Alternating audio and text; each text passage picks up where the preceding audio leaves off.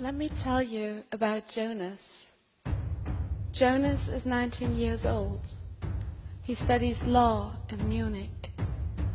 In his spare time, he likes to play soccer. Jonas has a secret which he thinks he cannot share with anyone, not even with his best friend or with his parents.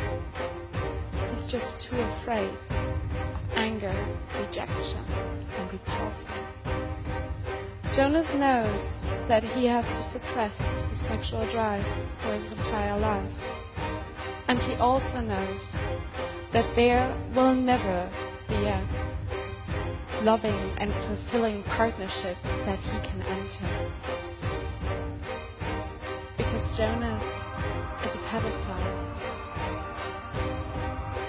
He's only attracted to female children between the ages of 6 and 12 years. But since he's aware of the consequences for the children, he has never given in to his sexual drive.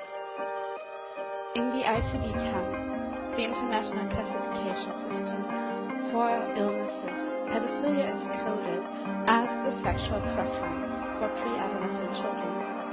It is listed under the sexual disorders. It occurs unrelated to socio-economical status and unrelated to educational level. So generally speaking, anyone could be born a pedophile. It is crucial to understand the difference between pedophilia and child sexual abuse.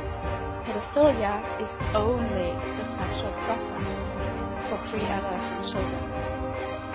Children can easily become victims of child sexual abuse because of their loyalty and because of easy access.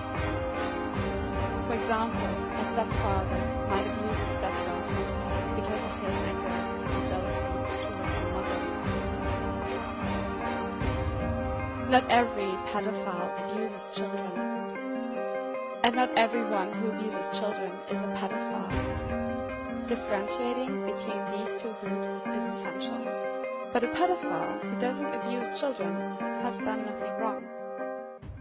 According to current research, pedophilia is an unchangeable sexual orientation, just like, for example, heterosexuality.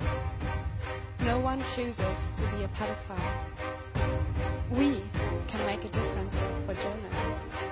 We, as a society, can be there for him. At the moment, we live in a world that already excludes pedophiles because of the preference alone. Someone who's lonely and excluded from society has little to lose and is at much higher risk to commit a crime, like, for example, child sexual abuse. We can make Jonas feel that he stays a valuable member of our society, although he's a pedophile. Right now, most of us feel discomfort when we think about this scenario. And most of us feel discomfort when we think about pedophiles. But just like pedophiles, we are not responsible for our feelings. We do not choose them.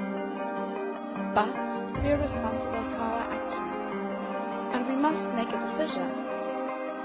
It is in our responsibility to reflect and to overcome our negative feelings about pedophiles and to treat them with the same respect we treat other people with. We should accept that pedophilia is a sexual preference, a thought, feeling, and not an act. We shouldn't increase the suffering of pedophiles by excluding them, by blaming and mocking them. By doing that, we increase their isolation and we increase the chance of child sexual abuse. Only if they make themselves recognizable because they're not afraid of punishment, of anger, and rejection, can we better understand the causes of pedophilia and we can improve their treatment. 5 years ago, I first heard about Jonas's life. prior to that, I have never really thought about pedophilia, and I had just adapted the prevalent societal view about it without never really questioning it. I felt anger and disgust about pedophiles. My perspective has been completely changed by hearing Jonas's story, hearing about his cruel fate. I feel it as my responsibility to help others overcome and escape wrong stigmatization and to have a positive impact on our future society. By changing our view about pedophilia as a society and by offering them support and therapy, we can help millions of people to live better lives. No one is responsible for their feelings.